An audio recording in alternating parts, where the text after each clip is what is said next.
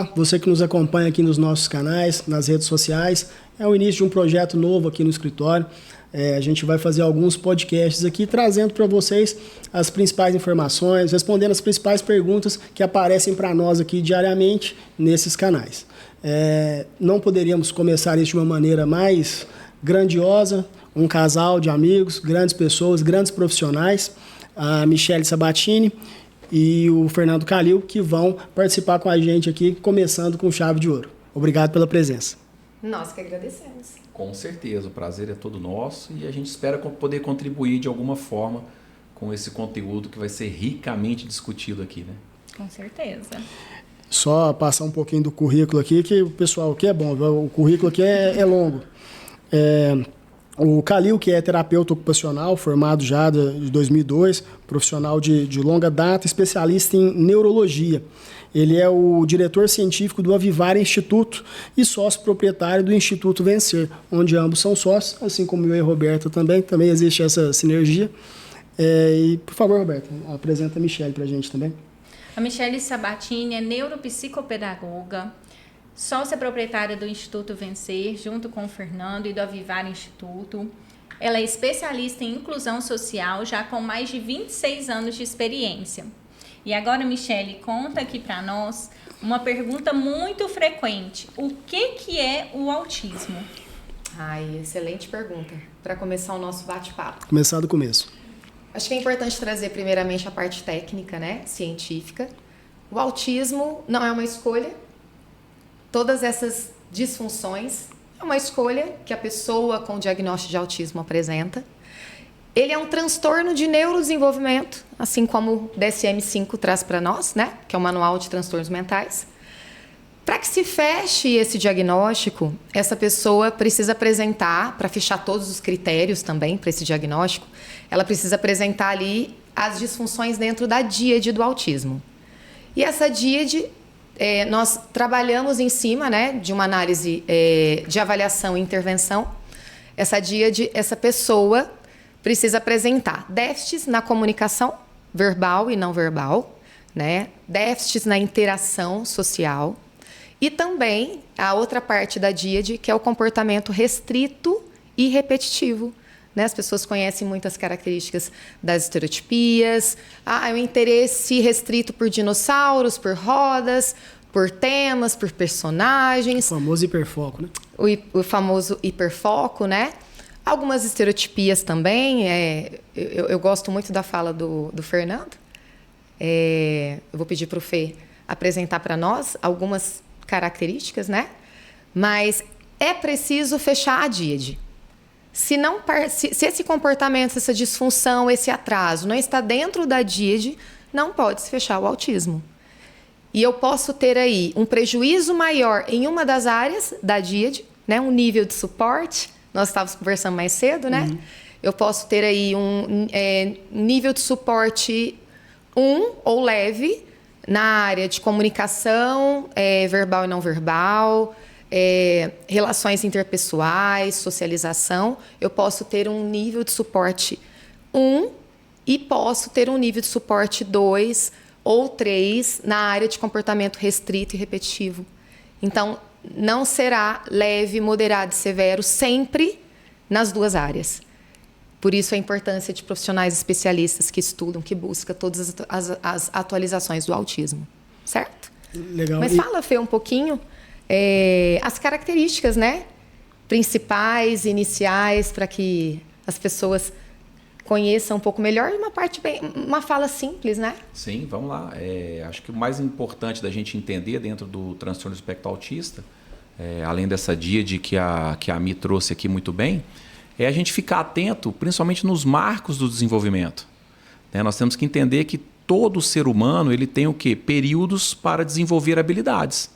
E quando a gente traz aí o transtorno do espectro autista, fica muito claro e notório para nós, de maneira científica, atrasos pontuais em algumas áreas.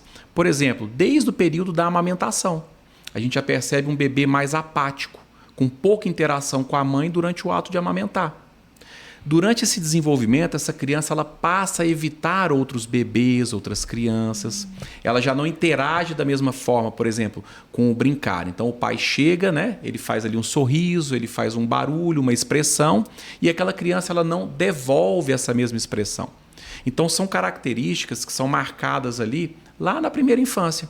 Então hoje, com a evolução do diagnóstico, e a Mi citou bem o manual DSM-5, porque é através dele que a gente consegue perceber. Antigamente a gente vinha com diagnóstico com 7 anos de idade. Baixou para 5 anos, baixou para 3. E hoje a gente fala aí com uma boa parte dos neurologistas e pediatras defendendo esse diagnóstico já precocemente. Por exemplo... Quanto mais precoce esse diagnóstico, melhor vai ser para a criança. Perfeito, doutor Diego. Por quê? Lá no início, vamos supor, a partir de 6 meses, eu consigo perceber atraso. Nós não estamos falando aqui que nós vamos oferecer ou já fechar um diagnóstico, mas nós vamos perceber sinais e sintomas de atraso no desenvolvimento.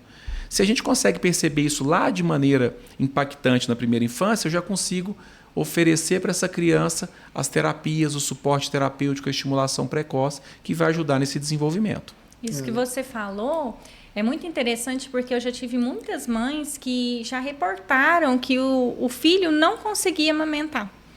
Então, aí tem essa dificuldade, né, que já vem aí desde a amamentação, não são todos, né? Sim.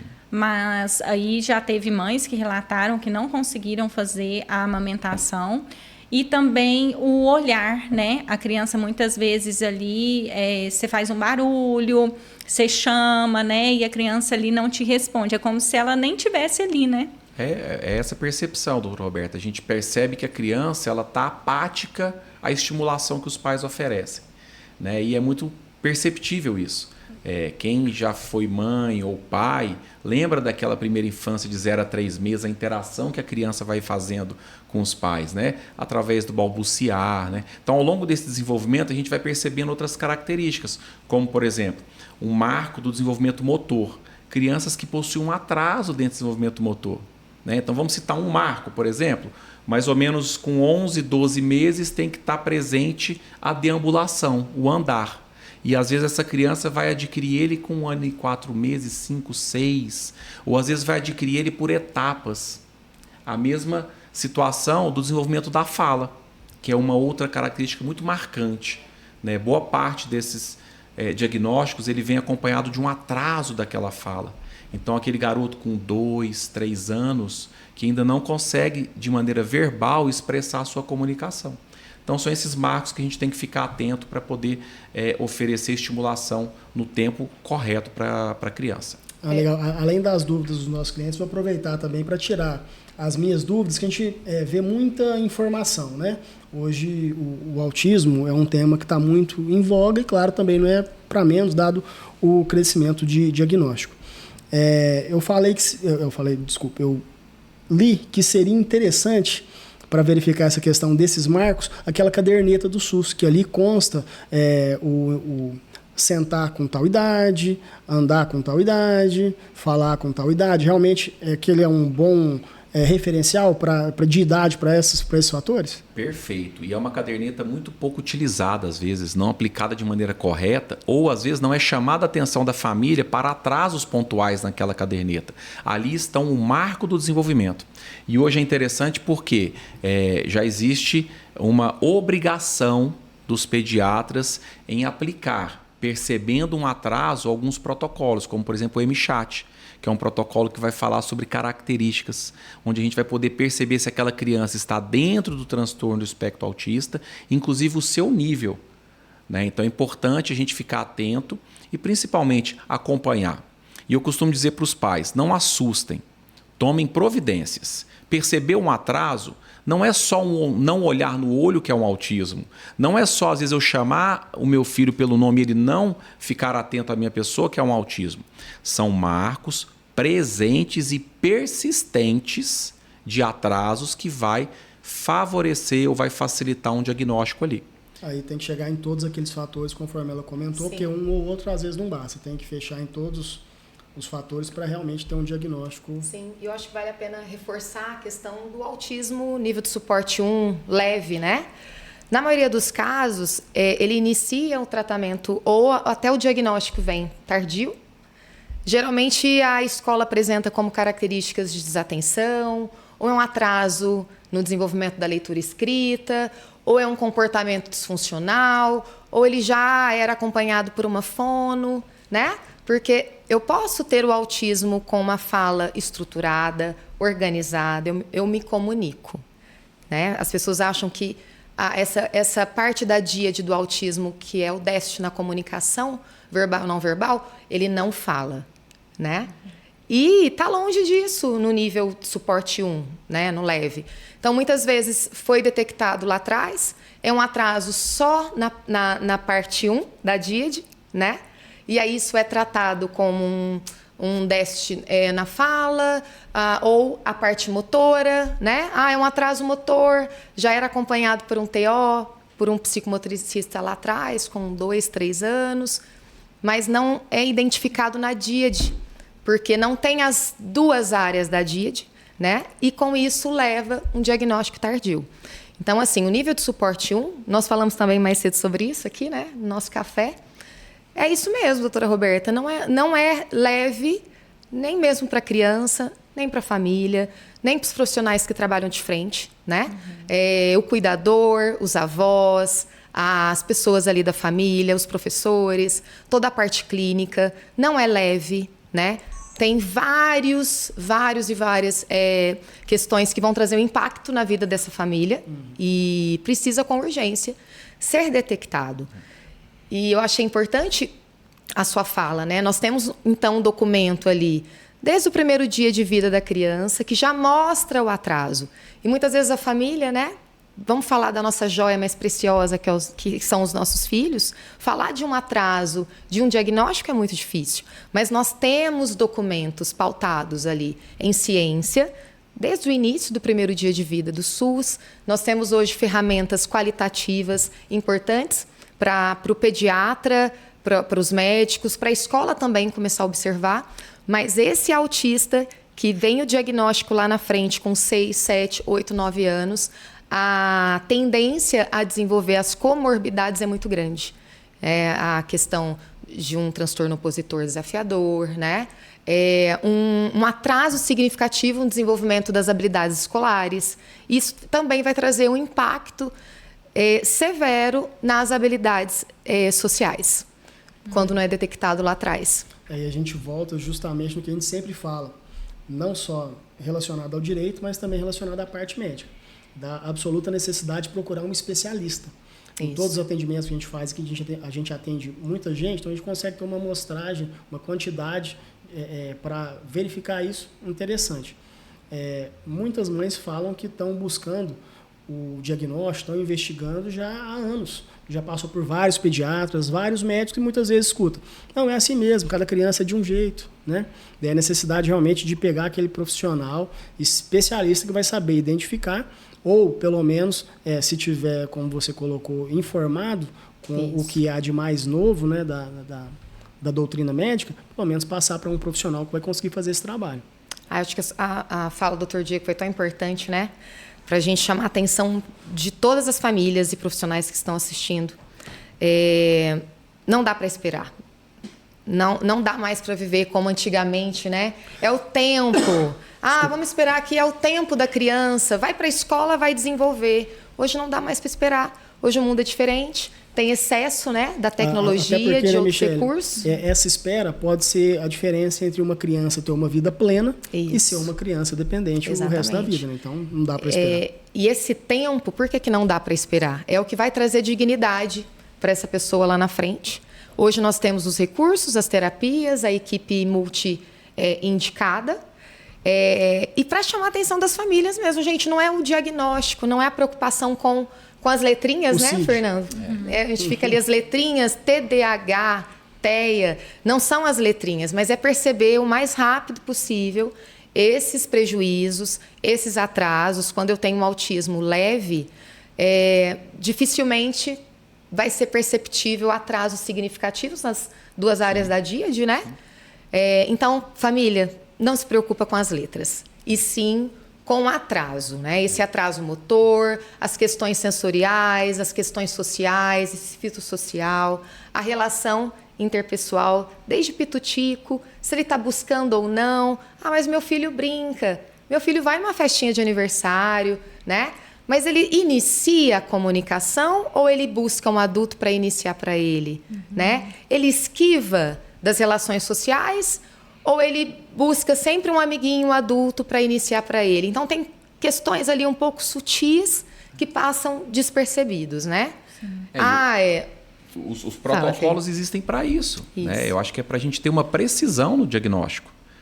Quando as famílias buscam, eu falo, não é o tio Fernando que está falando. São os protocolos que estão me deixando muito claro quais são as características. Né? Então, se a gente fizer ainda mais um recorte daquelas características iniciais, nós vamos falar daquela criança que está na primeira infância com incômodo sensorial muito grande. É aquele bebê que chora em excesso, que nada acalma ele. Né? É aquele bebê e aquela criança que começa a desenvolver uma limitação, uma restrição alimentar. Então ele passa a ter um padrão de alimentação muito restrito, que foi o que a Mi falou de uma parte da díade. Muitos têm essa restrição alimentar, né? Porque muitas mães falam para nós, olha, o meu filho só come isso, se for uma textura dura ou se for uma textura mole, não aceita, só aceita alguns tipos de alimento, outros não. E elas passam essa dificuldade, né? Porque muitas vezes tem que entrar com suplementação, né? Porque a criança não aceita comer outra coisa.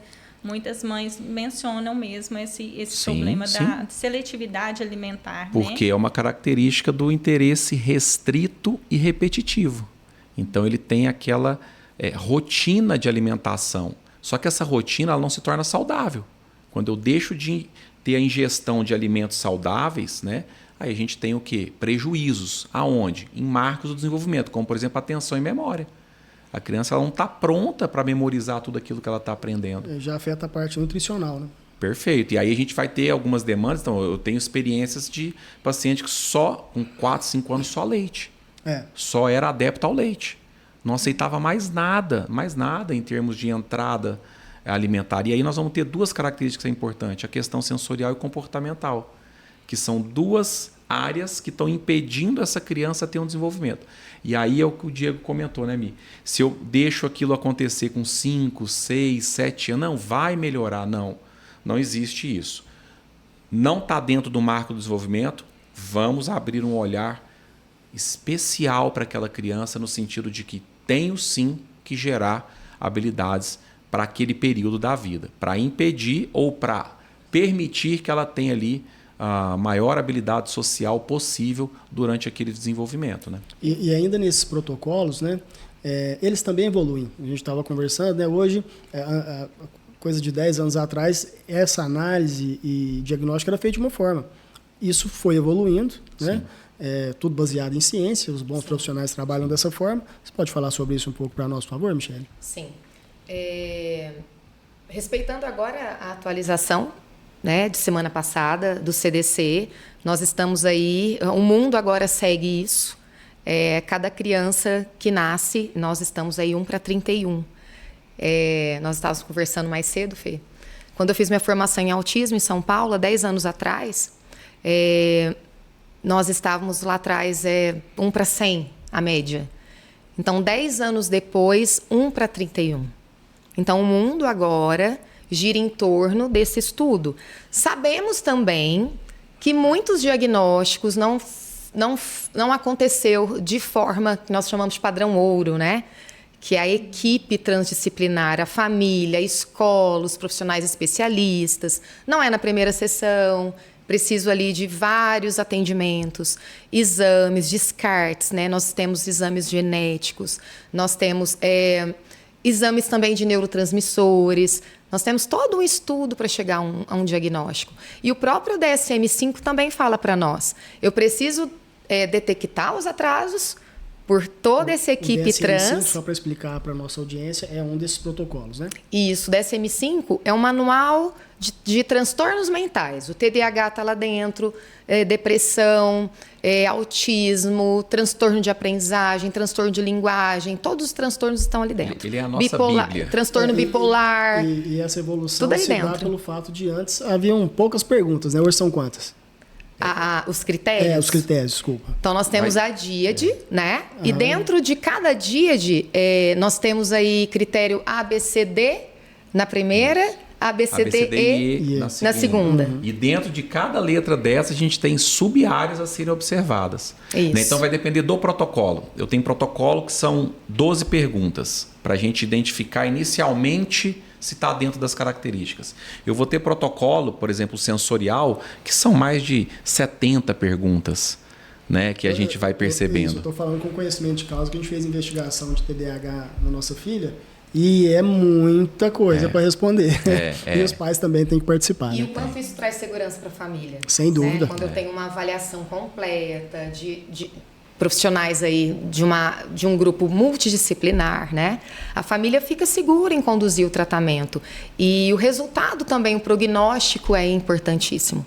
Vocês vão perceber aí um resultado esperado. Agora, quando eu tenho um diagnóstico, foi feito em uma consulta, né? Às vezes, nós temos aí famílias no SUS que estão há 2 anos. A escola já apresentou os atrasos severos, a família percebe, a família vivencia, mas por 1000 motivos não conseguiu chegar ainda a esse diagnóstico, né? Então, mas a gente vê que falta muito especialistas, né? Porque falta. A gente recebe muitas perguntas, assim, a mãe relatando toda essa dificuldade, tudo que vocês mencionaram aí, e fala assim, só que não foi fechado o diagnóstico. Então, a gente vê que, igual você falou no começo, que às vezes leva e aí o médico fala assim, não, espera mais um pouquinho que isso é normal, né? Espera daqui uns 2, 3 anos. Não, é normal essa dificuldade, mas depois vai andar, vai falar e depois não acontece nada disso, e o tempo passa e aí não faz o tratamento tudo correto, tempo, né? Tudo no seu tempo, cada criança demora um tanto. E a gente vê que não é bem assim, né? E ainda nesse tema, porque chegou algo até mim também, que eu achei um absurdo, não sei nem se realmente aconteceu, que o governo estava tentando determinar uma idade mínima para diagnóstico, isso realmente aconteceu? Na verdade, o que aconteceu? A gente estava caminhando de acordo com o mundo, que é 7 anos, 5 anos, 3 anos, 1 ano e meio. E aí, de repente, chegou a informação de que o governo passaria para 3. Então, enquanto a gente tem que caminhar para a idade menor, próximo ali da primeira infância, né? Então, querendo jogar essa idade acima, ou seja, permitir que a criança passe, às vezes, 1 ano, 1 ano e meio, ainda à espera desse diagnóstico. E aí, doutor Roberto, tem uma questão que é muito importante, que você falou que foi bem pontual. Profissionais capacitados e preparados. Nós estamos numa velocidade muito alta do aumento do diagnóstico. Isso se dá por um simples fator, ciência. Hoje a ciência permite que a gente analise comportamentos e saiba identificar. Mas aí eu tenho que ter estudo, capacitação, né? E tem uma outra questão que eu fico muito tranquilo e satisfeito. Eu vou falar de Uberaba, tá, gente? Especificamente aqui em Uberaba, que nós temos bons pediatras. Antigamente chegava pouco encaminhamento, por exemplo, para o tio Fernando. Hoje chega muito encaminhamento da área do pediatra com a seguinte questão: vamos observar se temos aqui ou não uma possibilidade de um autismo ou de outros transtornos, vamos dizer assim. Sinais. E aí o pediatra tranquilizando a família no sentido de que, se houver, vamos estimular, porque a tendência é realmente a gente o quê? Dar ali uma conformidade do neurodesenvolvimento, que é o que a gente mais quer. Tá? Então, a velocidade do diagnóstico não é a mesma velocidade da formação dos profissionais. E aí eu posso falar que são profissionais clínicos e da educação. Nós tivemos agora em Santa Catarina, dar um exemplo de um dos municípios que nós passamos, o município ele parou todo o dia letivo deles e foram quase 900 professores para um auditório onde a gente pôde ficar 8 horas falando sobre o autismo. Então isso é o que também está baseado nas leis e hoje é regulamentado como práticas com evidências científicas, que é a formação dos profissionais. Então nós precisamos ser pontuais e procurar também uma equipe que tenha conhecimento e experiência dentro dessa área. E em relação a essa quantidade de diagnósticos, o que vocês acham? Está correto? Ainda existe um subdiagnóstico? A gente pode falar até na prática, né? De pacientes que a gente acompanha, Isso porque famílias. a prática aqui é real, viu, pessoal? Onde você estava atendendo mais hoje do que mesmo, ninguém Fernando? também. Hoje eu estava no município de Indianópolis. Indianópolis? Próximo ali de Uberlândia, a 40 minutos de Uberlândia. Quantos mil habitantes tem lá? Lá 4 mil habitantes, se eu não me engano, Isso. é algo nesse sentido. Quantos atendimentos você estava comentando? Hoje eu comigo fiz anteriormente, que você fez hoje? 35 atendimentos. 35 atendimentos. 75% já com diagnóstico do transtorno do espectro autista. E ainda assim conseguiu estar presente aqui para tirar nossas dúvidas, hein? Obrigado. E eu acho importante até esse gancho, né? Então, o Fernando sai de Uberaba, vai toda terça em Indianópolis. E o porquê, né? Por que disso? Cresce o índice dos diagnósticos, mas não cresce na mesma demanda e necessidade formação de profissionais. Então, no Brasil, e aí a nossa empresa Vivar Instituto, ela viaja, né, o Brasil todo para levar assessoria pública, formação, capacitação para a equipe clínica multi que atende, né, as pessoas com autismo e escolar. Então, nós não temos no Brasil terapeuta ocupacional, nós não temos, tem uma escassez imensa de fonoaudiólogos, né? A neuropsicopedagogia, né, o plano ainda não abraça esse profissional, então as famílias precisam, essas crianças precisam. Nós também não temos profissionais. Até um dos motivos que nós trouxemos aqui para a Uniub, a primeira pós-presencial em neuropsicopedagogia, mais de 50 alunos. Então, Uberaba e região vai receber logo esses profissionais. Então, cresce os diagnósticos, mas não cresce a formação dos profissionais. E também, né, o pediatra, o neurologista, que aprofunda nessa área. Nós conhecemos aqui os profissionais de Uberaba, muitos da região, Ribeirão Preto, São Paulo, mas quando nós chegamos na assessoria pública, que a gente bate de frente com diagnósticos, né, que foram feitos ali, como eu disse, em 5, 10, 15 minutos, e sentamos no chão, avaliamos a criança junto com o professor, junto com a equipe, aí é um pouco assustador, né? Tem diagnósticos que não batem com as disfunções, e também pensar, mais uma vez, né, com o DSM-5, que ele fala para nós, percebeu, de uma forma bem simples, percebeu os atrasos?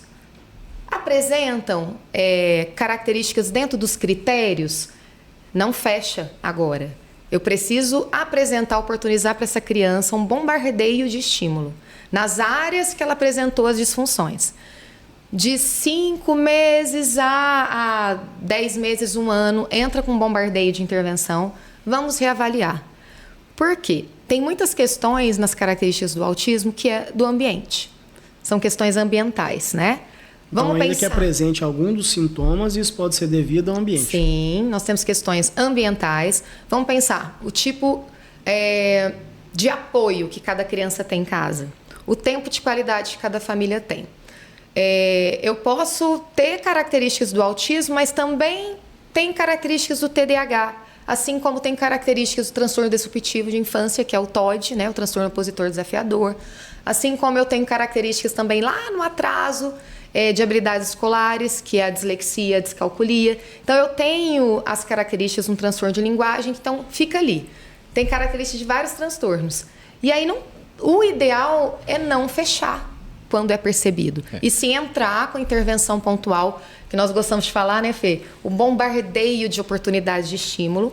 E a família, gente, precisa ser treinada. Como o Fernando disse, até a critério, né, a todos que estão assistindo, pesquisa na internet, terapias baseadas em evidência científica para o autismo. Nós temos aí mais de 13 terapias.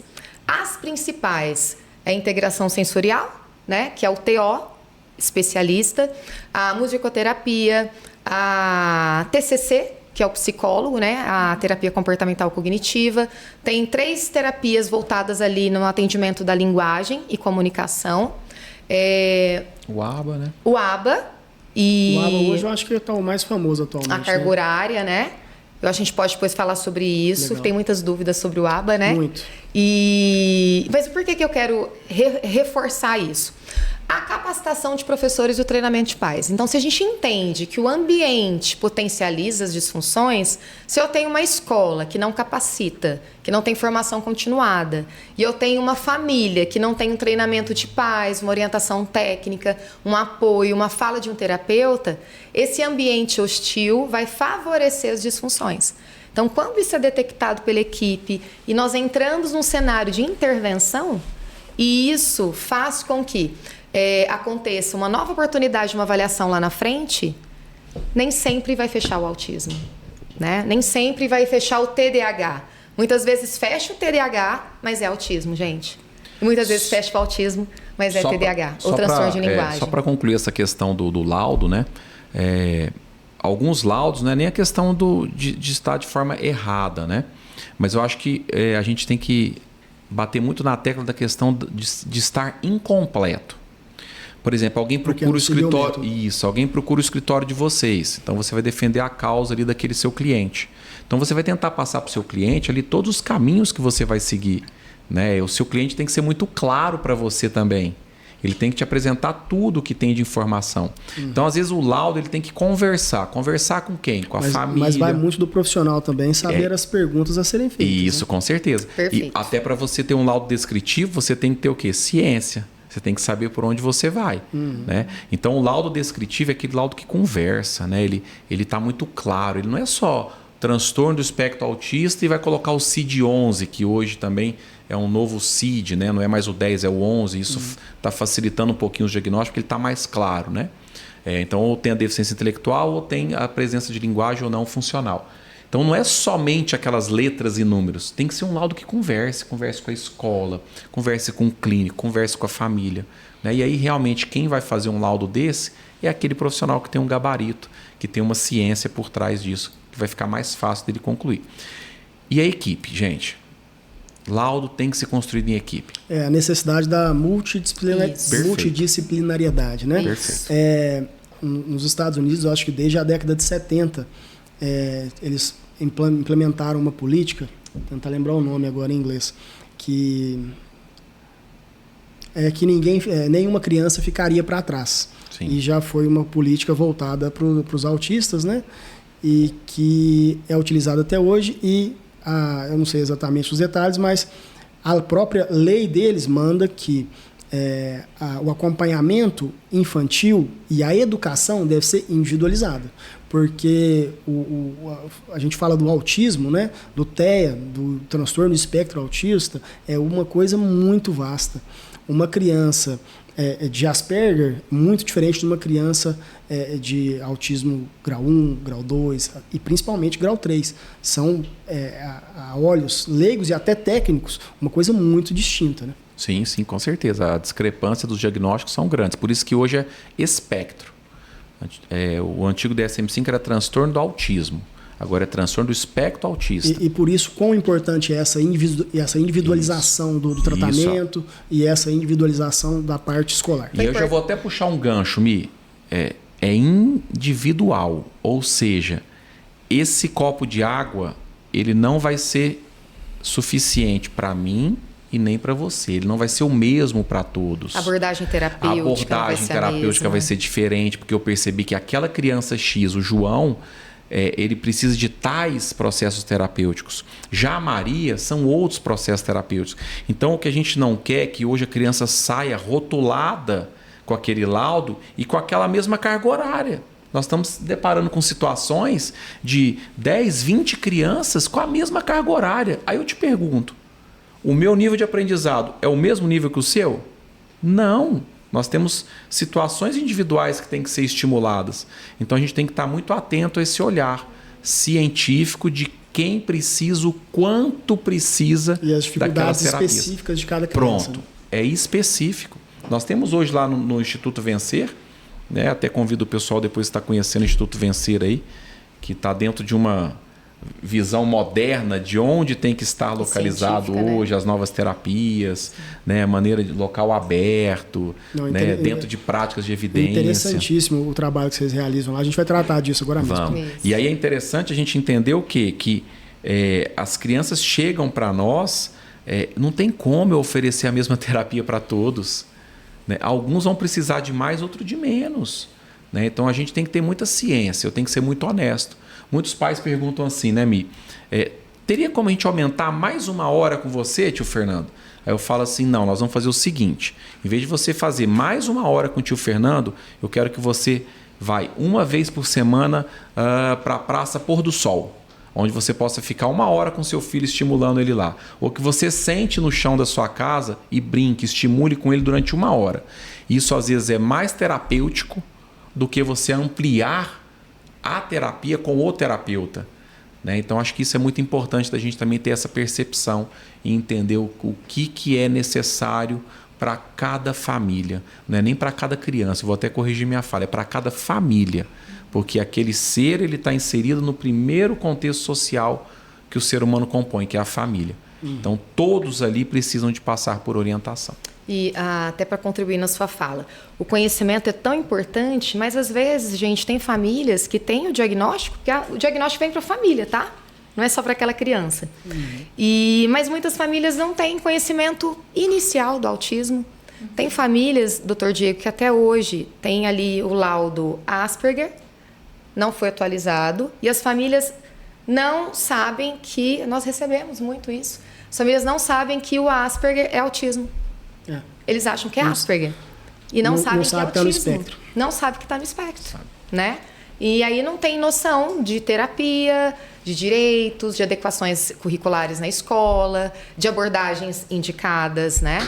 Então, isso vem também desse olhar dos especialistas, do médico ou ali de um terapeuta que acompanhou. Não é só atender a criança. Preciso voltar lá atrás. Família, e aí? Treinamento de pais. Como aconteceu esse diagnóstico?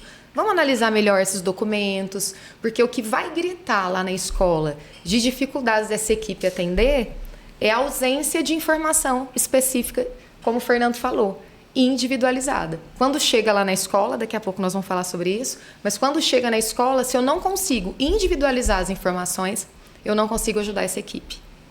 Mas lá nas escolas também a gente pede muito aqui para entrar com o BPC, para as crianças autistas, o relatório da escola. E aí o que acontece? Muitas professoras, na hora que vai preencher esse relatório, a diretora assina, né?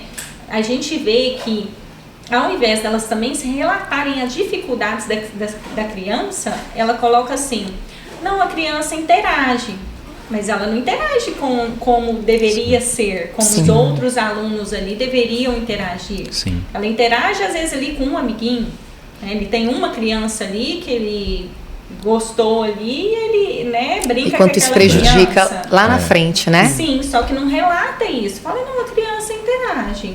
Não, a criança alimenta, mas ela só alimenta aquilo. Ela não alimenta de tudo, né, que ela deveria comer ali, se alimentar. Sim. Então, o laudo também, ele é muito falho, porque ele é muito incompleto, ele não vem relatando tudo ali, né? Às vezes fala, a criança já aprendeu a ler, mas aprendeu a ler com qual idade? Aprendeu a ler na idade certa, né? Que as outras crianças ali aprenderam, ou aprendeu a ler muito depois, né? Perfeito. Então, aí só vai colocando ali, relatando isso e não coloca, olha, houve um atraso, né? Tudo, e a gente vê muito essa dificuldade, porque o laudo que vem para nós não bate, às vezes, com o relatório escolar. Perfeito. É muito diferente. E é uma situação que a gente se depara muito, né? Fala, mas não estou falando da mesma criança, né?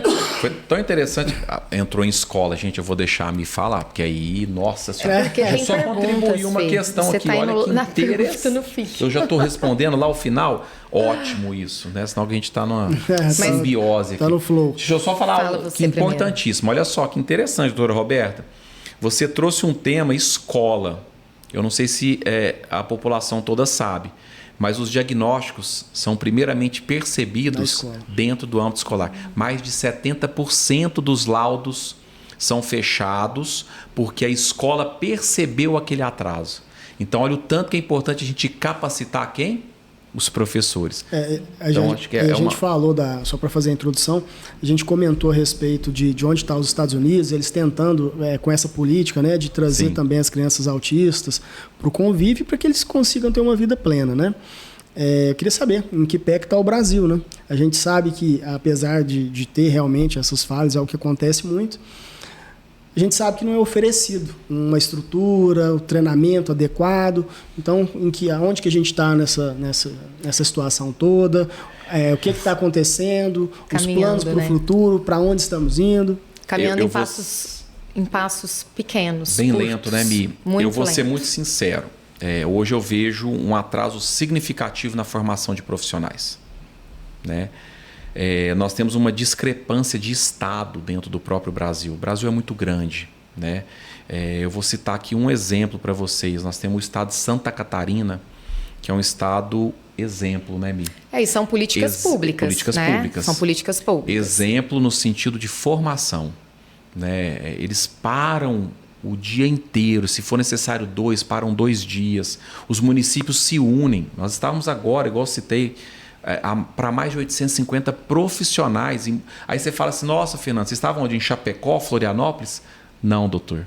Nós estávamos no município de 4 mil habitantes, de 3 mil habitantes. Então, onde junta 1, 2, 3 municípios, leva profissionais, por exemplo, levou o Avivar para prestar essa capacitação para os profissionais. Olha, isso é dar dignidade. Né? Você poder ouvir ali durante a palestra, ao final da palestra, nos intervalos, que isso valeu mais do que uma formação acadêmica, que o que a gente trouxe de contribuição vai ajudar muito no dia a dia. Muito importante. E aí foi muito interessante, eu vou até citar esse município. Posso, Mi? Vou citar o município de Capinzal. Capinzal levou a gente para dar uma palestra só para os profissionais de apoio. Quando eu falo palestra, gente, é um encontro de 3, 4 horas, né? Só para profissional de apoio. Nós tivemos o dia inteiro visitando e sentado, igual nós estamos aqui agora, com a equipe da educação, secretária de educação, todos os profissionais da educação, saúde social. da saúde, do social.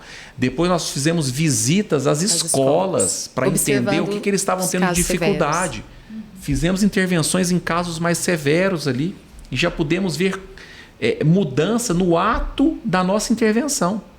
Então, se Capinzal, que é um município pequeno de Santa Catarina, consegue fazer isso, por que os outros municípios não conseguem? Muitas vezes eu acho que falta vontade política, né? Pronto, perfeito. Um abraço para Capinzal aí, parabéns. Porque o que a gente vê aqui, cara, às vezes dentro de uma sala de aula, um professor de apoio com 8 autistas. Exatamente.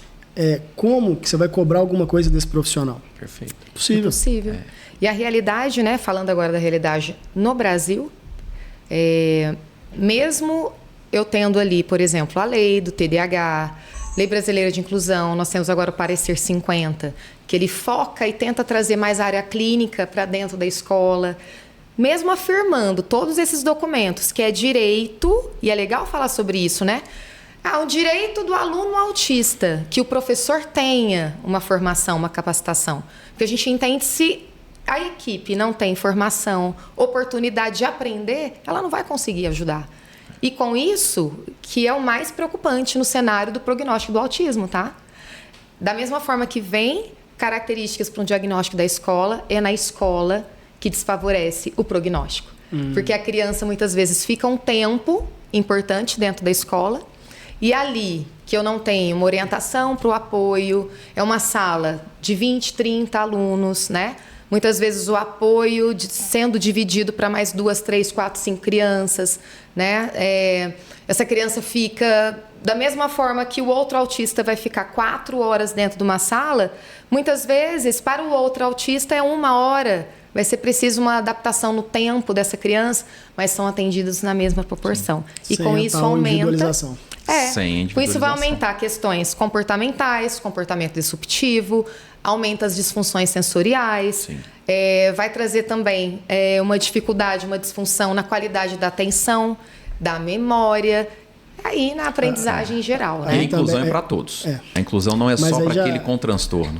Para os demais também tem que acontecer. E a inclusão escolar é para o professor, né? Inclusive entre eles também. Eu ia falar da questão do professor. A gente trabalha aqui com previdência, né? Como vocês sabem.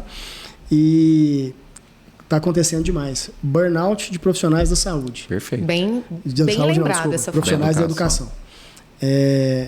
Entra de novo. Professor lá com essa quantidade de crianças, às vezes uma criança ali que está em crise, né? Acho que é interessante a gente tratar disso depois também, né? Sim.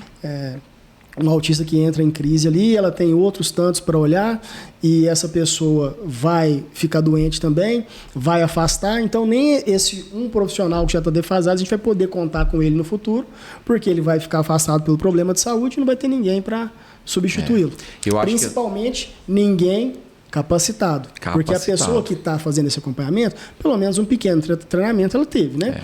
Aí, e essa pessoa que vai entrar como substituta, será que ela passou por esse tratamento também, né? Vamos pegar esse treinamento? Sim, eu essa acho que fala assim, do Dr. Diego. Vamos pegar essa fala e colocar na prática. A gente, eu fico muito preocupado, né? E aí, poxa, eu sou de Uberaba, né? Nosso instituto é em Uberaba.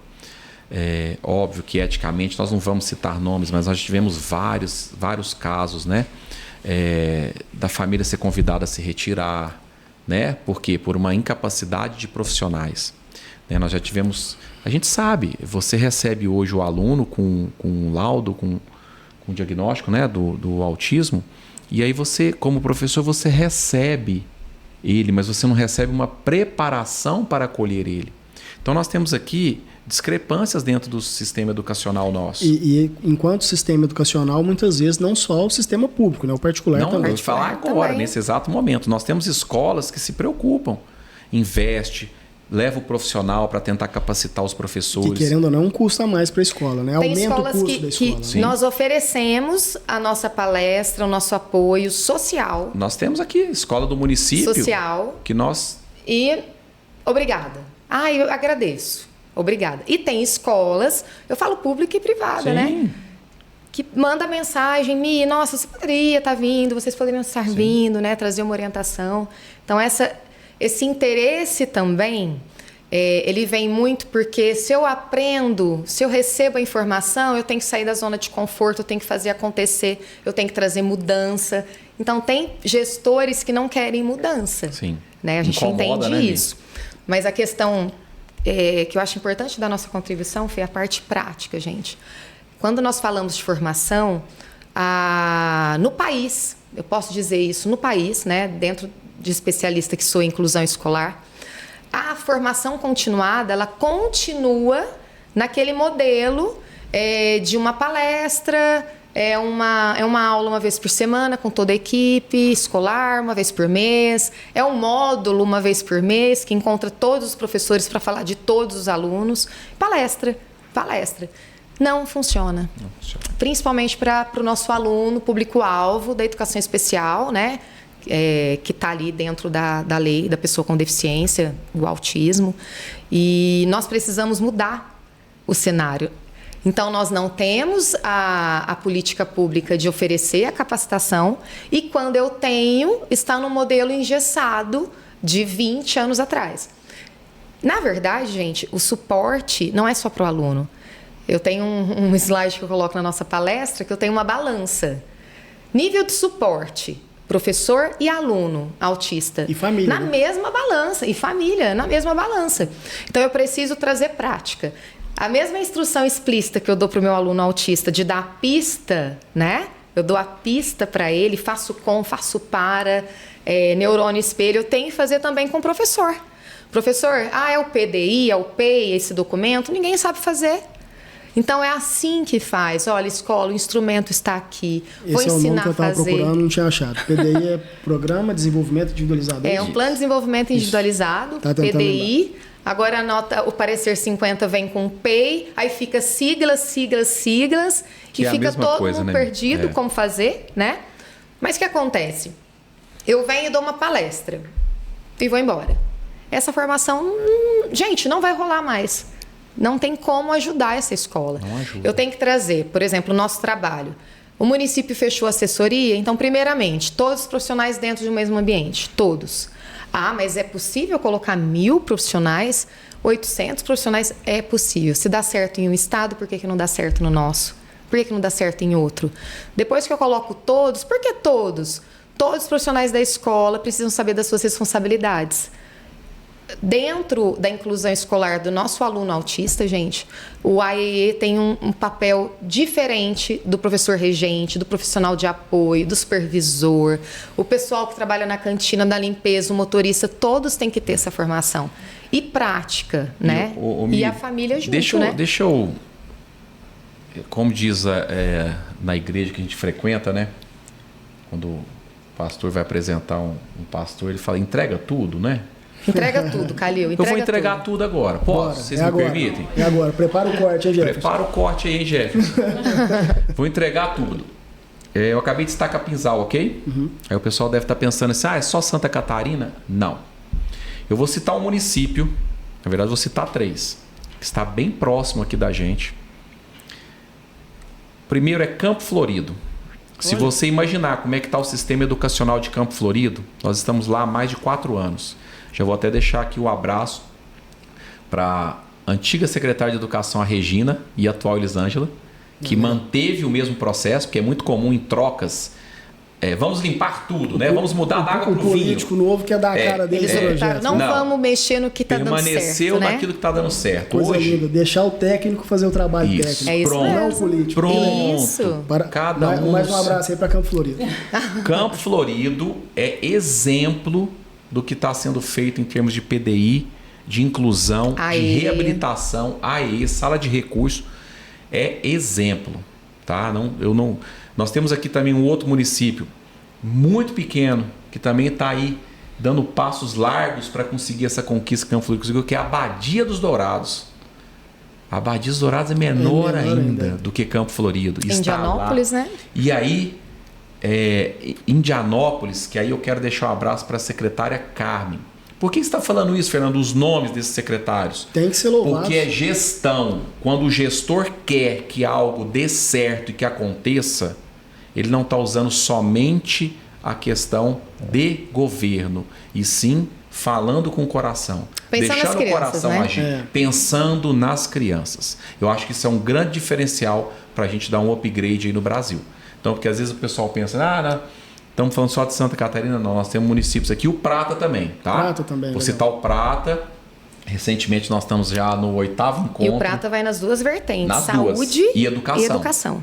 Eles estruturaram uma equipe completa. E nós vamos deixar um abraço para a Poliana, secretária de Educação, e Yuri, secretário de Saúde. Boa. Né? Senão a gente não vai deixar de maneira nominal de citar alguém. É para pulverizar, né, Fê? De mostrar por que você está falando possível. isso, Fernando? Porque é possível, gente. É possível. Nós conseguimos dar dignidade à escola, dignidade ao processo escolar para todos.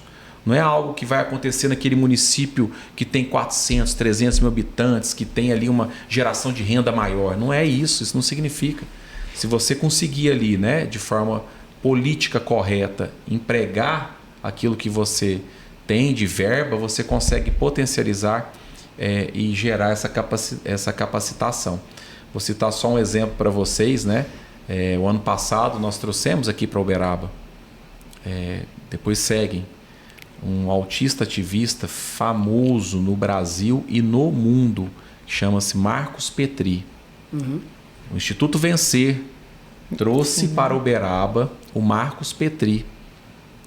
Então nós tínhamos ali uma expectativa de ocupar 500 cadeiras aqui, né? As cadeiras se ocuparam rapidamente, mas uma ausência muito grande dos profissionais da educação do município. De educação. Sim, não tinham nem 30. Nossa. Aí eu te pergunto, no gabarito do Marcos Petri, que é um autista que foi falar as dificuldades dele na escola e como ajudar, por que nós tivemos profissionais de Campo Florido, nós tivemos profissionais ônibus que devia vieram. ter um esforço institucional para trazer os profissionais. Claro, é o que eu estou falando assim. Então tudo é querer. Se eu quero, acontece. Parece que não tem interesse, né? Não tem. Assim, em alguns lugares eles se empenham muito e outros lugares parece que deixa isso. Né? O que está acontecendo aqui hoje. Olha a riqueza desse podcast, desse encontro, desse canal. Isso aqui vai ficar gravado, vai ficar acessível para várias famílias poderem... Empatia é gerar conhecimento, é eu permitir acesso. Isso é ter empatia. Uhum. Informação gera empatia. E é o que está acontecendo aqui hoje. Foi o tema de Capinzal. Nossa intenção foi fazer justamente para trazer essas principais dúvidas, porque se elas estão aparecendo para nós, estão aparecendo para vocês lá, com certeza elas são relevantes, né? Então, para quanto mais pessoas a gente conseguir fazer chegar essas informações, né? Pode ser a grande diferença que a gente pode fazer na vida de uma criança. Se a gente, com um programa desse, conseguir resolver a vida de uma criança, pelo menos ajudar, seria de uma imensa valia. palavra muda a atitude. Uma palavra. Então, uma palavra que sair desse nosso encontro muda tudo. Então, acho que a gente tem que dar dignidade. Acho que a palavra é essa. E dignidade para todos, né? Para todos. Isso que dignidade para todos, quando a gente vai tratar desse investimento na educação dos autistas, também, mas não só. O investimento na educação como um todo, né? Como um todo. Porque numa escola pública, aquele autista, você acha que você não tem nada a ver com isso, ele vai estar dividindo a sala com o seu filho. Com né? certeza. Então, daí a necessidade dessa integração e desses profissionais capacitados para também fazer eles conseguirem ali ter um relacionamento legal, uma amizade e também ajudar o seu filho também ter a capacidade de conseguir ter uma boa relação com essa criança e se tornar também dessa forma um ser humano melhor. E é tão interessante assim, vou falar de uma forma mais técnica agora, né? Especialmente para você, professor, hein? Vai esse recado aqui. Olha que interessante. Tudo aquilo que a gente oferece como adaptação, flexibilização do currículo daquele autista, ele é potencializado por aquela criança típica. Como assim, Fernando? Traduz para nós. Então, por exemplo, a minha criança autista ela não tem condições sensorial de receber um monte de informação visual. Então, a gente às vezes entra em algumas salas de aula onde nós temos um monte de enfeite, colagem em todas as paredes. E aí o meu aluno autista ele não consegue dar foco naquela atenção porque existem agentes distratores acontecendo.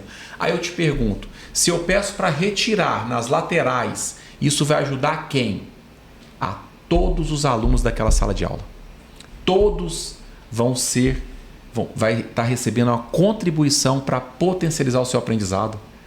Então, boa parte daquilo que a gente oferece como adaptação para o autista, ele potencializa a aprendizagem daquele aluno típico que está ali dentro, naquele momento.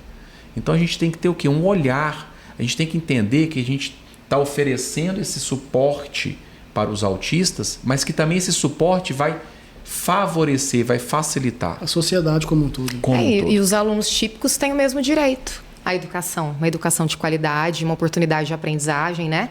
Falando de crise, muitas vezes eu tenho um aluno autista dentro da sala que nas 4 horas, ele dentro da sala apresenta várias crises. Muitas vezes não verbal, né?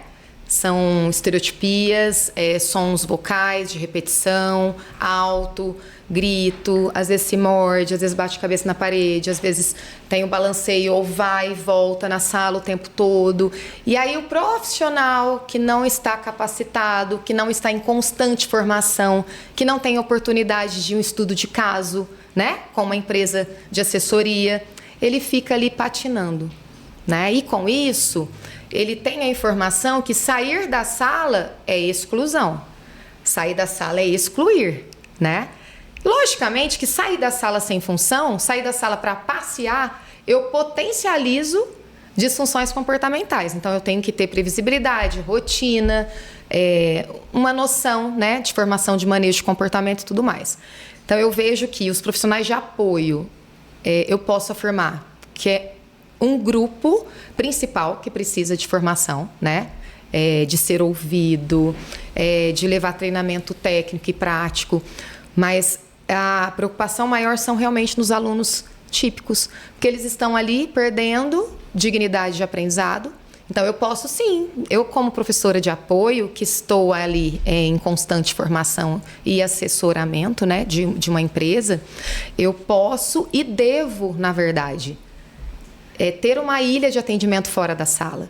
Eu tenho o serviço do AEE para entender essas necessidades de suporte. O AEE, gente, a única coisa que ele não é reforço escolar. Então, esse professor do AEE, ele tem que entender quais são as necessidades desse aluno. Se ele apresenta essas disfunções, esse aluno precisa sair da sala em um local que ele já tem a pista visual, que é o local que vai trazer regulação para ele, para permitir que os outros alunos tenham o acesso ao ensino, porque nenhum cérebro é capaz de desenvolver em um ambiente hostil. Eu não tenho memória de curto prazo se eu não tenho uma atenção sustentada, concentrada. Então, se eu não tenho emoção, eu não gero uma atenção de qualidade, com isso não gero memória. Então, o professor pode e deve, esse profissional de apoio, ele pode e deve. A criança está em crise, choro, grito, comportamento de morder, bater, autoagressão, precisa ser retirado com urgência. Agora, em um dos atendimentos que nós tivemos no município de Capinzal, a turma, né, eram 20 alunos, gente, tendo uma atividade de xadrez. Era um tabuleiro para cada dupla. Xadrez, um atendimento público, tá? Uma escola pública. Que legal. Toda semana tem 2 vezes por semana aula de xadrez. E aí tinha um autista, que foi a criança que nós fomos observar, correndo na sala, não verbal, gritando, chorando, batendo a mãozinha na cabeça, batia a mãozinha na parede, né? Como que os outros alunos iriam desenvolver as habilidades do objetivo daquele projeto? Impossível. O esporte da mente. Né? Agora, ele está mostrando que está desregulado, que ele precisa ser retirado e levar para um ambiente que já tem estruturado no plano de desenvolvimento individualizado, que é o ambiente que vai regular ele. Então, ele sai, ele vai se regular, ele vai se sentir bem, né? Que primeiramente é esse o objetivo. Ele vai se sentir bem. O profissional de apoio vai realizar essa contenção, esse apoio para ele. E aí, depois que ele se regula, vamos oportunizar atividades para áreas de desenvolvimento que ele não vai conseguir junto com a turma. E aí, dentro da atividade que vai ser proposta ali dentro do plano de desenvolvimento individualizado, ele volta para participar da atividade em turma. Então, o que acontece? As salas vão segregando, né? Fica os alunos típicos, os atípicos com o diagnóstico e os alunos que têm um transtorno de neurodesenvolvimento sem diagnóstico. Todos ficam 4 horas dentro de uma sala. E com isso, todos perdem oportunidade de aprendizagem. Aprendizado para a vida, aprendizado das habilidades acadêmicas, né? Um funcionamento de atenção e memória que são preditores para qualquer desenvolvimento de aprendizagem. É esse modelo que está acontecendo, né? Quando nós chegamos para conhecer o funcionamento de muitas escolas, conhecer alguns casos mais severos, a gente se depara sempre com esse formato, gente. O AE não está sendo usado da forma adequada, né? O serviço do AE, salas de serviço do AE também lotadas de crianças. Então, aquele atendimento educacional especializado, né, com um olhar individualizado também não está acontecendo. E qual a importância da inclusão familiar nesse processo como um todo? Total. Posso dar um exemplo bem simples? Exemplo e também bem simples. O que fazer na prática também para os profissionais, por favor. Um exemplo bem simples. O professor de apoio chega na empresa, ou chega para a supervisora ou para a professora regente e fala: eu não estou conseguindo conter a crise do meu aluno. Gente, não tem ninguém que saiba mais a forma que eu regulo a crise do que uma mãe, né, do que o cuidador. E aí essa informação não chega para essa professora de apoio. Então, quando nós falamos de PDI mais uma vez, como as escolas não têm um PDI de qualidade, o PDI nada mais é do que a informação das especificidades de cada aluno. Então, a família, mais do que ninguém, tem a informação para apresentar para a equipe escolar, mas essa informação não chega. Não tem a comunicação. Não tem a comunicação. Às vezes também por desconhecimento, eu acho, a mãe às vezes nem acha que isso é tão importante passar ali para os professores, né? Sim. Porque aquilo para ela é tão comum. Sim. Que lá é a vida dela, ela vive ali, né, com a criança com crises. Teve uma cliente, nossa, que comentou assim que todas as vezes o filho batia muito a cabeça na parede e se jogava no chão. E aí ela falou assim que foi um especialista porque ela segurava a criança. E aí esse especialista falou assim: olha, você não pode segurar, porque na verdade quando ele tem a crise, ele está tentando se autorregular. E aí quando você segura, ele prende ele vai ficando mais desesperado. O que você pode fazer para ele não machucar? Porque ele se joga no chão, bate a cabeça, coloca um travesseiro embaixo da cabeça para ele não machucar e deixa um pouco ali a crise ali dele até ele conseguir direitinho sair dela, né? Mas como que essa mãe, se ela não passar isso com o professor e esse professor não tiver esse treinamento, sim, não souber disso, O que esse professor vai fazer quando essa criança se joga no chão, bate a cabeça na parede, né? Se ela nem sabe o que ela tem que fazer, né? Sim. Então, esse trabalho de vocês de levar, dar esse treinamento, né? Passar essa informação é muito importante. Eu acho que deveria ter muitas essas palestras também a escola chamar os pais e ter uma palestra na escola sobre isso. Com certeza. Porque para poder ensinar, a gente vê assim que muitos pais não sabem, eles têm muitas dúvidas, eles falam assim, já atendi uma cliente também que falou assim, o pediatra falou que meu filho não anda na ponta dos pés, então ele não é autista. Gente, que absurdo. Entendeu? Então é só quem anda na ponta dos pés que é autista, se não andar não é autista. Então é mais ou menos isso. Teve mães também que me perguntam, olha, meu filho tem quase 6 anos e não fala, será que nunca vai falar um dia? Quer dizer, essa mãe não tem nenhuma informação. Será que vai falar? Não vai falar? Eu não sei dar essa informação, né? Depois vocês puderem até explicar um pouquinho sobre essa parte da fala, né? O que vocês aconselham, porque a gente não sabe a parte da criança se ela não vai ser não verbal pro resto da vida ou não. Né? E principalmente de famílias mais humildes, né? Muita falta de informação e no dia a dia a gente acompanha essa dificuldade financeira também atrapalha muito as famílias das crianças. É o que eu ia mensurar nessa questão da importância de colocar as famílias dentro dos projetos da escola. Exato. Gente, nós temos famílias que têm só escola. Até porque uma das primeiras coisas que acontece é quando há o diagnóstico, a mãe tem que parar de trabalhar para cuidar da criança, principalmente em casos mais severos. E como que essa família vai fazer sem essa renda? Como que essa mãe vai fazer sem essa renda?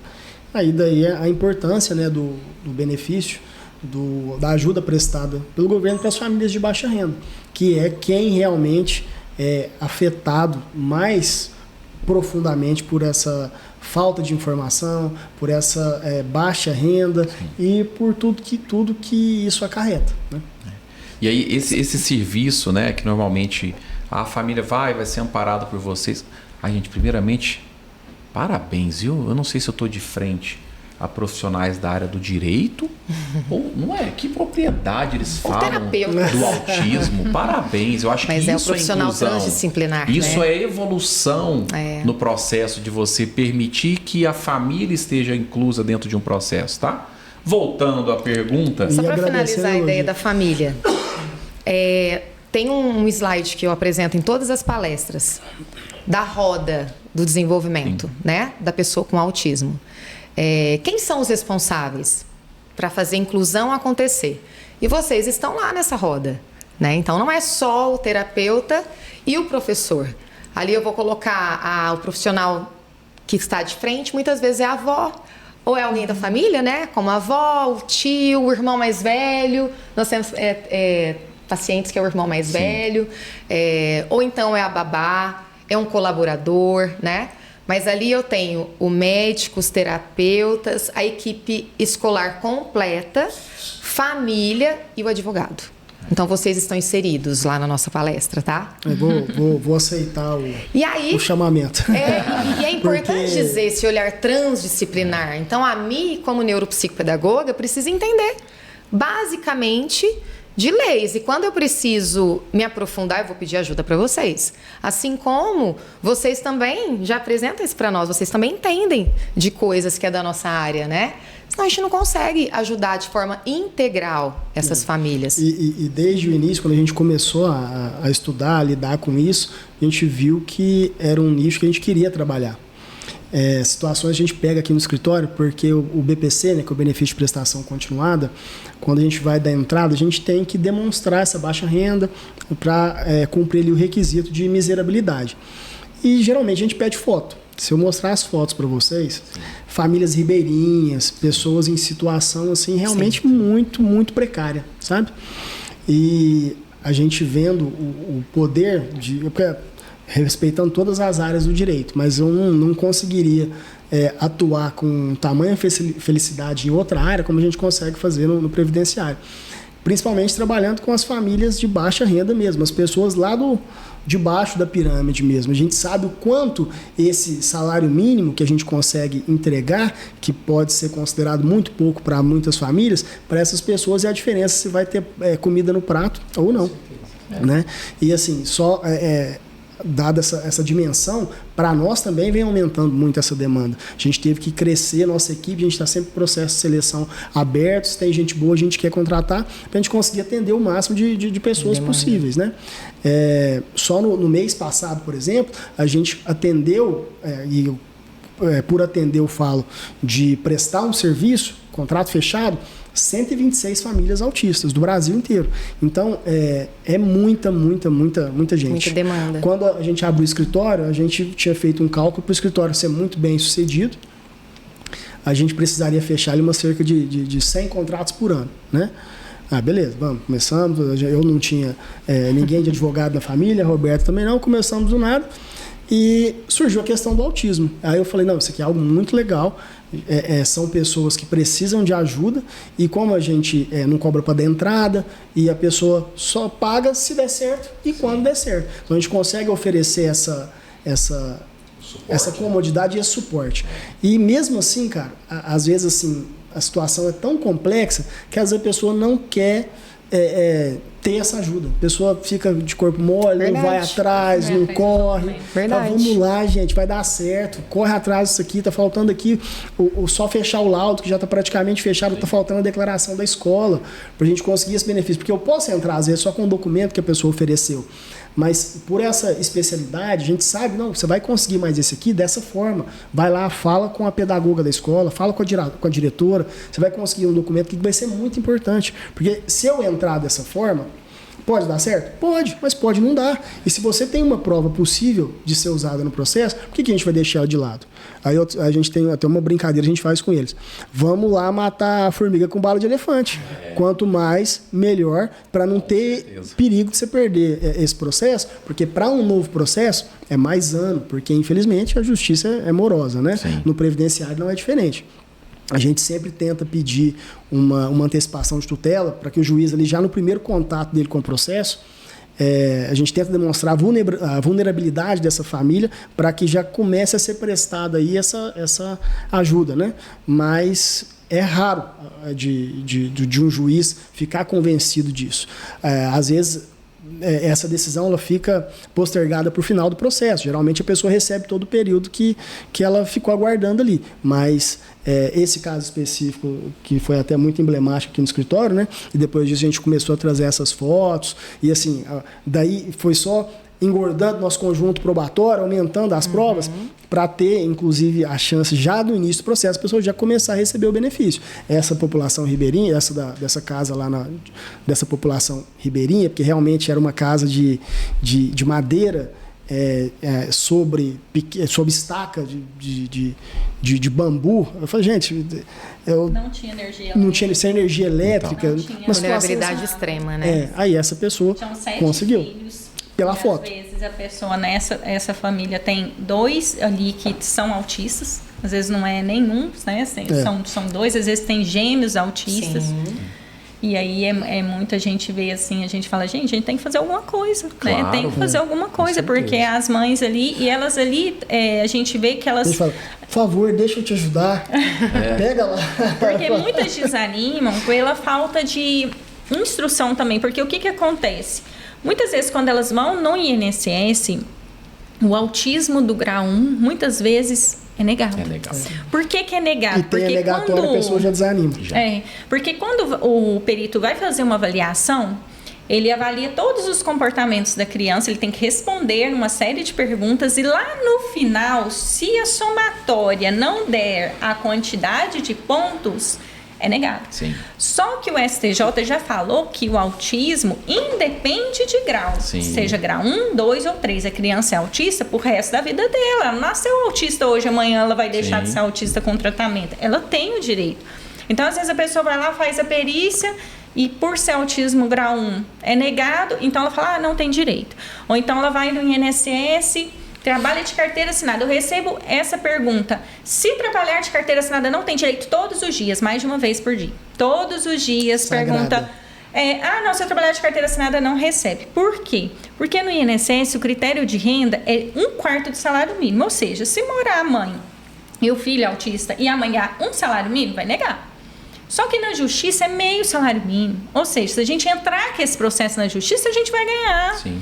E aí, porque ela entrou lá no INSS e foi negado, ela fala, não, já não tem jeito.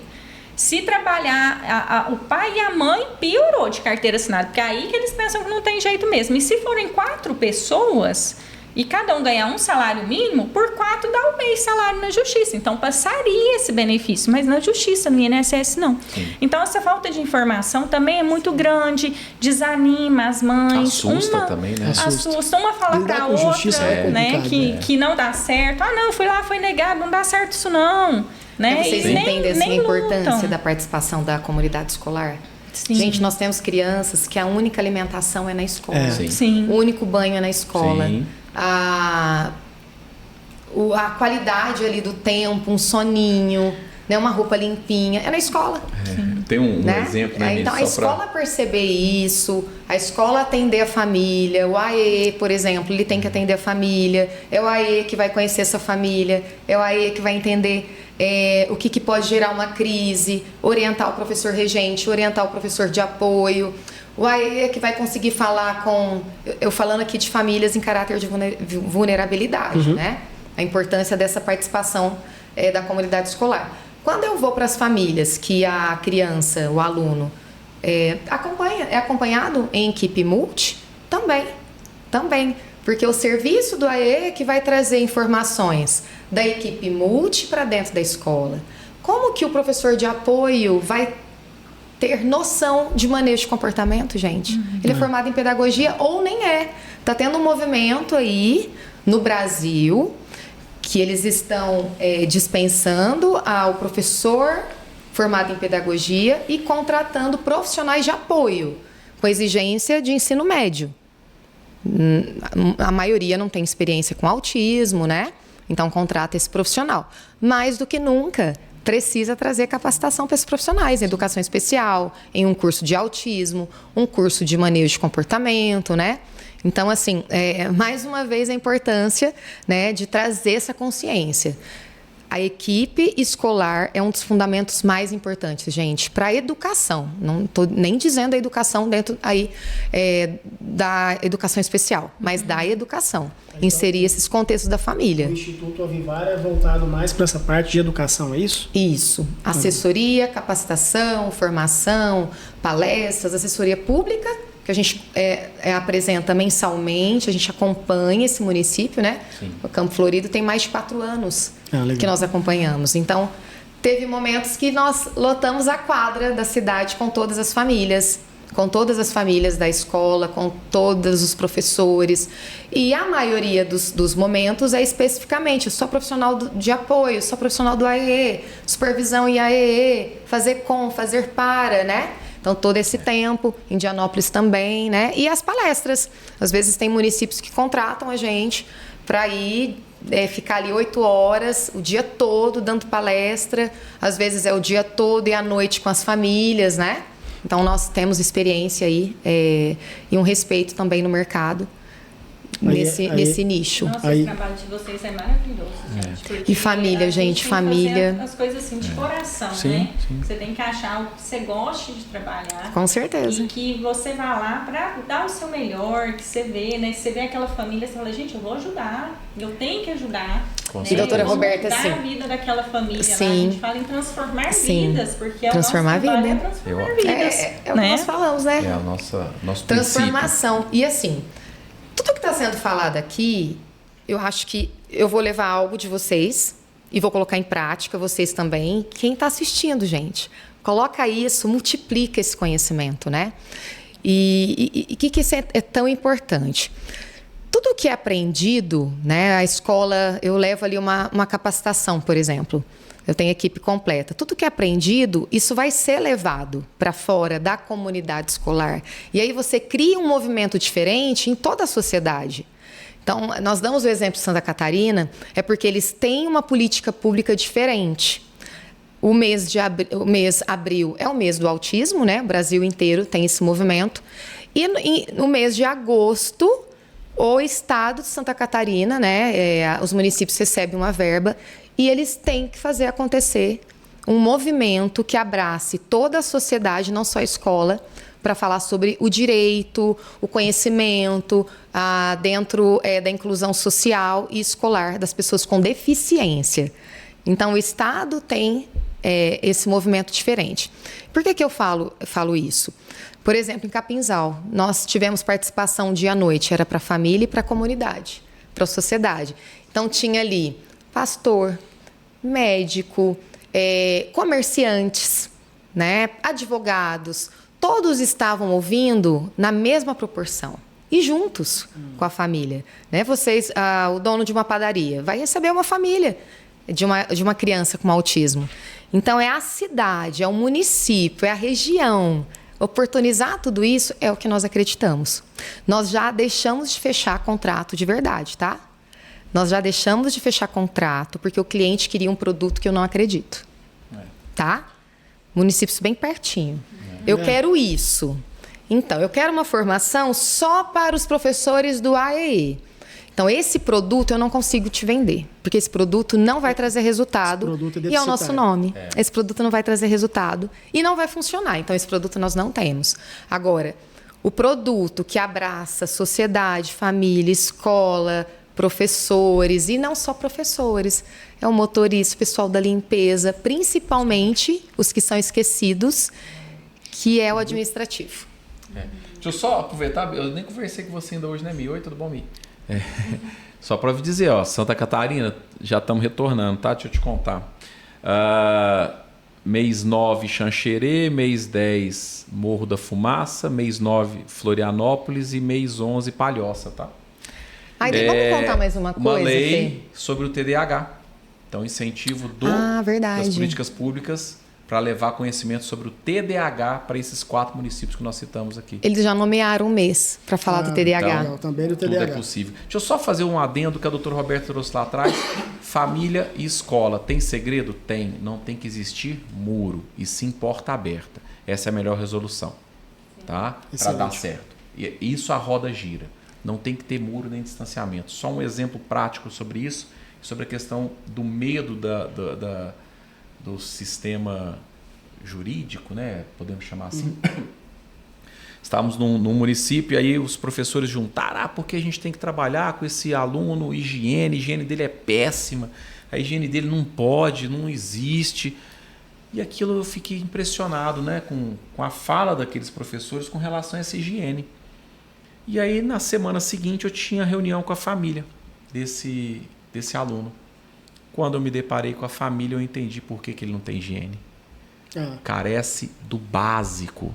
A casa. Do básico. Você vê que não tem condições cognitivas da mãe extrema. Gerar higiene para o filho e não tem condições ambientais. A mãe tem deficiência intelectual. E aí você, escola, quer exigir higiene daquela criança? Não. Nós temos que dar 20 passos atrás. E proporcionar uma igualdade ali para aquela família, para que possa desenvolver. Muito julgamento, e por quê, doutora? Gente? Muito. Olha o tanto que é importante. Por que os professores trouxeram essa demanda? Olha a falta do conhecimento da especificidade daquele aluno. É o muro que construiu entre a família e a escola. Para a inclusão acontecer de verdade, eu gosto muito dessa fala minha, né? Das 4 barreiras que nós temos que eliminar, junto com a família. Segurar a mão da família e ir junto. Escola, família, equipe multi. Nós temos as barreiras atitudinais, as barreiras comunicacionais, as barreiras arquitetônicas e as barreiras curriculares. Só que a escola ela fica só tentando trabalhar, detectar as barreiras curriculares. É adaptar uma prova, adaptar uma nota, adaptar uma atividade, adaptar a permanência. E aí essa adaptação esse aluno autista tem que se adequar a nós, a nossa rotina, a nossa sala, ao nosso recurso. E tem que ser ao contrário, né? E essas barreiras comunicativas é a falta de informação que a escola não chega a informação da família. Olha só, jamais os professores iam trazer essa demanda para nós.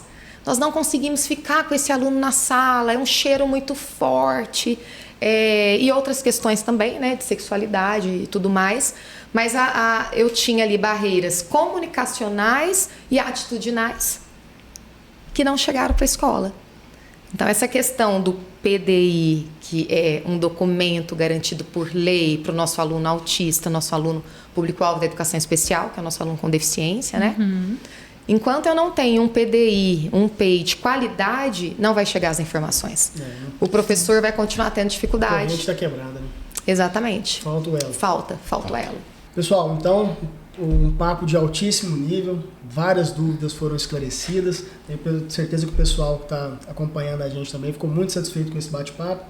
Então, esse é um projeto que a gente está iniciando agora, muitos ajustes a serem feitos, vamos pegando experiência aí, mas a gente vai sempre tentar entregar o melhor possível para vocês, tá? Então, para fechar com chave de ouro esse papo maravilhoso, gostaria que vocês dessem 3 conselhos aí dos principais temas dos quais a gente tratou, né?